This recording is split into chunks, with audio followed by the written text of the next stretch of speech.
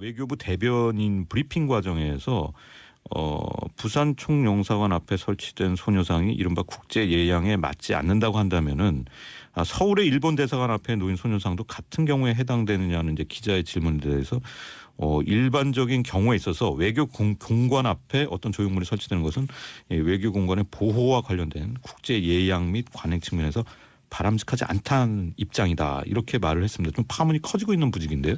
어떻게 보세요? 저는 윤병세 장관도 그런 입장을 계속 밝힌다고 하던데 처음에 그 이야기를 듣고 일본 외교부 장관의 성명인 줄 알았습니다.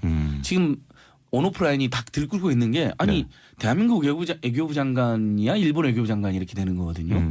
그 지금 부산시장, 부산시의장, 부산동구청장한테 소년 이전 요청하는 아예 협조 공문을 보냈습니다. 외교부에서. 일본이 할 짓을 지금 한국이 하고 있는 것이거든요. 거기에다가 이 소녀상이라든지 이런 일본군 위안부 피해자 지원이나 기념사업 조례안을 지금 부산시에서 만들려고 하거든요. 야당 주도로. 그것도 문제가 있다라고 지적을 한 겁니다. 정말 안 그래도 지금 한일 간에 과거사 문제 전혀 해결되지 않았고 느닷없이 박근혜 정부에서 우리 종군 위안부 할머니 피해자 할머니들의 그런 의사도 묻지 않고 딸랑 돈 얼마에 그것을 합의를 해주더니 무단으로 거기에다가 그래서 국민들이 분노하고 너무나 억울한 마음으로 평화의 소녀상을 세운 건데 그것마저도 철거해달라는 거거든요.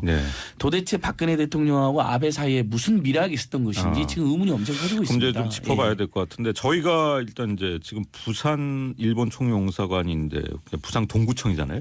부산 동구청의 박삼석 청장님과 이제 제작진이 통화를 한번 해봤어요. 들어보고 이어가겠습니다.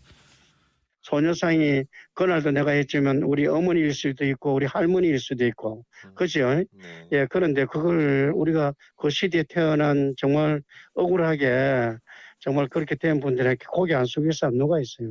그래서 외교부에서 공문이 왔다고 하더라도 저희 기초단체에서는 한번 묵인한 이 부분을 덜렁 철거를 한다든지 이런 일은 없을 거다는 그런 말씀입니다.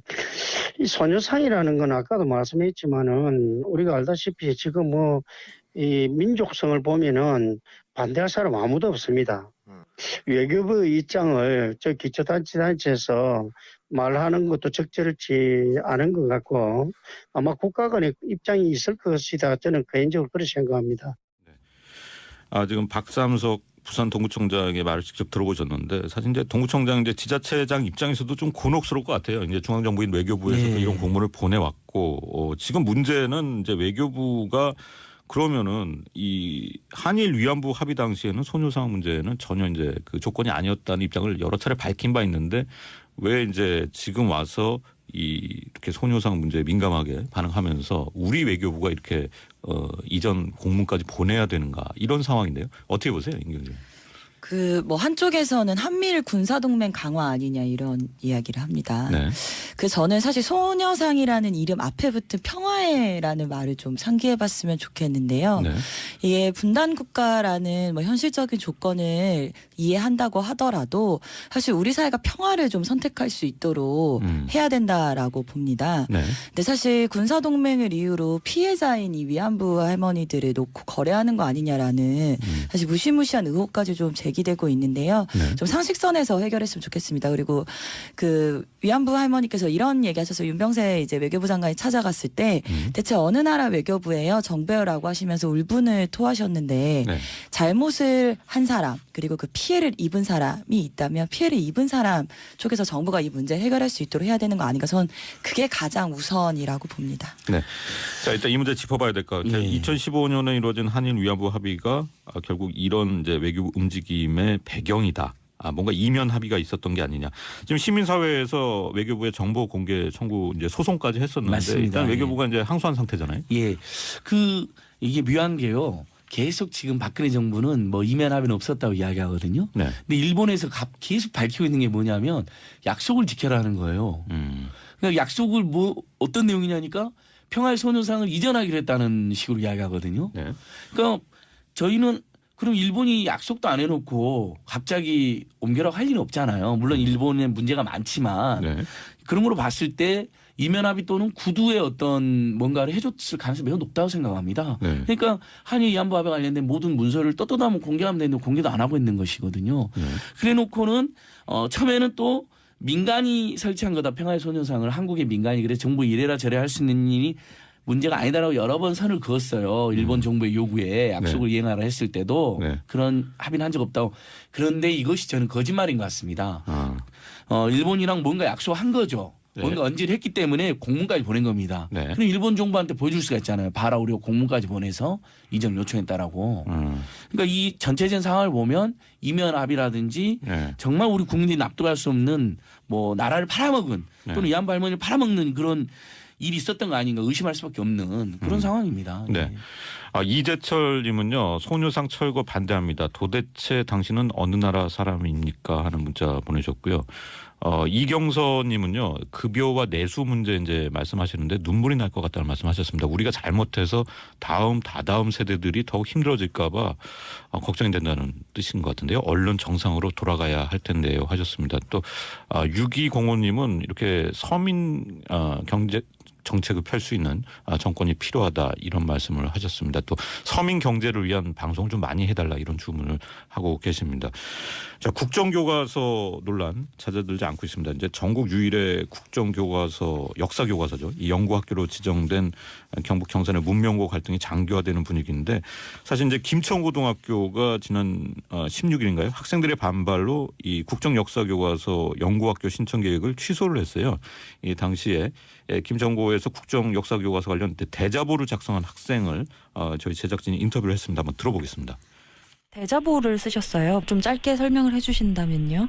우리 학교는 민족사학이고 이 걸맞는 역사를 우리는 받아야 필요가 있다. 우리는 이런 새로운 역사 교과서를 만드는 대신에 우리가 직접 역사를 만드는 주인이어야 한다. 이런 내용을 썼습니다. 인위적인 의사결정 과정을 거치지 않았다면 정당화될 수 없다는 것을 명백하게 얘기했습니다. 학생으로서 생각하기에 학생들에게 필요한 역사 교과서는 어떤 거라고 생각하세요? 저는 이제 우리 역사 교육의 다양성이 필요하다고 생각하는데 그런 국정 교과서는 이런 다양성을 죽인다는 생각을 많이 했습니다. 전 배우는 입장에서 학생들이 해석할 여지를 두는 그런 역사 교과서가 필요하다고 생각합니다.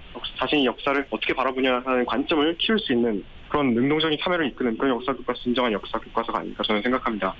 네, 요즘 이제 고등학생 이제 젊은 학생들도 상당히 자기 의견이 강하고 뭐 잘못했다는 것을 이제 굉장히 이제 공개적으로 지적하고 나서기 때문에 학생 인터뷰를 해주셨는데 자 임경주 위원장님 어떻게 보셨어요? 이 고등학생이 교육부 장관이 되어야죠. 일단 그렇게 생각을 하고 있고요. 네. 아까 이 학생께서 다양성 이야기하셨는데요. 저는 제 주변에도 보면 국정교과서의 가장 큰 문제점은 바로 이 사람들의 생각을 통제한다는 데서 가장 큰 분노를 느끼고 있습니다. 네. 이게 사실 위안부 협상도 마찬가지인데요. 좀 상식을 넘어서는 계속 결정들이 진행이 되고 있고 많은 시민들이 반대하는데도 강행하는 일들이 지금 계속해서 벌어지고 있는데요. 네. 이러면 사실 사람들이 당연히 의심을 품을 수밖에 없습니다. 이게 무슨 일이 벌어지고 아닌가? 대체 무슨 뜻이지? 근데 이게 바로 신뢰를 막는 일이거든요. 사람들이 서로 의심을 하게 되고 네. 서로 갈등하게 되고 네. 사실 이런 식의 좀 계속해서 좀 갈등을 좀 부추기는 정부가 사실 시민들의 좀 목소리를 듣고 좀 빨리 해결해야 되지 않나 네. 이런 생각을 합니다. 네. 일단 그 여러 가지 교육 현장에서 지금 혼란이 일고 있는 것이 사실 이제 우리 교육 현실을 보면 이제 사립학교 재단이 꽤 많지 않습니까? 예. 그래서 또 이제 그 재단 이사장의 뭐 이념적인 생각이라든지 이런 것들 때문에 또 일선 교사들이 함부로 말을 못하는 그런 상황인 것 같기도 하고 그런 것 때문에 또 갈등이 빚어지고 이제 고민하는 그럼요. 현직 교사들 분들 굉장히 많은 것 같아요. 자, 제가 아주 쉽게 한번 이야기해 볼까요? 예. 사실 사학은 사학 이사장이 절대 군주입니다. 교원에 대한 제명권도 가지고 있어요. 네. 입 바른 소리 하면 잘리는 사람 많잖아요. 현실적으로. 그리고 네. 공익제보 했다가 잘린 사람도 많고 그 정도로 무서운 곳입니다. 어떻게 보면요. 네. 근데도 전국의 그 수많은 사학에서 아무도 국정교과서 설치를 안 했습니다. 문명고 딱 하나인데 그 정도 아무리 보수적이거나 절대 권력 가지고 있는 사학 이사장이나 교장 선생님들이 생각하기에도 이건 너무 맥락이 없고 너무 무리한 조치라고 판단하셨던 것 같아요. 또는 네. 자기 밀어붙이기에도 민망하다고 생각하신 거죠. 근데 저는 여기에다 무려 44억을 썼다는 겁니다. 그렇죠. 국정교과에 44억 써서 문명고 하나 간 겁니다. 근데 문명고 학생들이 지금 대자보 붙이고 네. 학부모들께 다 반발하고 있습니다. 문명이냐 문맹이냐. 그러니까 역사 교과서는 문맹의 시절로 돌아간다는 거거든요. 국정교과서는. 네. 역사는 얼마든지 재미있게 다양하게 풍부하게 해석할 수 있습니다. 사람들이 토의할 수 있고요. 다양한 교과서가 각축하면 됩니다. 네. 저번에도 말씀드린 것처럼 그 설민석 씨 얼마나 재미있게 이야기합니까 역사를. 그렇게 역사를 학생들이 토의하고 해석하게 내버려둬요. 근데 지금 44억 돼서 지금 뭔 이런 무리한 짓을 하는 것인지 결국은 그런 말이 나오잖아요. 박근혜 대통령이 박정희 전 대통령한테 효도하려고 하는 그 마음으로 시작된 것 같은데 네. 그건 자기 집에서 하면 되지 왜 그걸 온 나라에 적용하고 이 난리를 피우고 44억이라는 예산 낭비를 했느냐. 지적하지 않을 수가 없습니다. 네. 온갖 오류투성이잖아요. 그리고요. 예. 지금 뭐 아까 민경대 위원장도 말씀을 하셨지만은 이제 위안부 소녀상 문제나 국정 역사 교과서 문제 사실 이제 정부만 옳다고 생각하는 그런 문제들인 것 같은 생각이 많이 듭니다. 자, 오늘 이슈 토크 임경지 민달팽이 유니언 위원장님 또 안진걸 참여연대 공동 사무처장님이 함께했습니다. 오늘 두 분 말씀 감사합니다.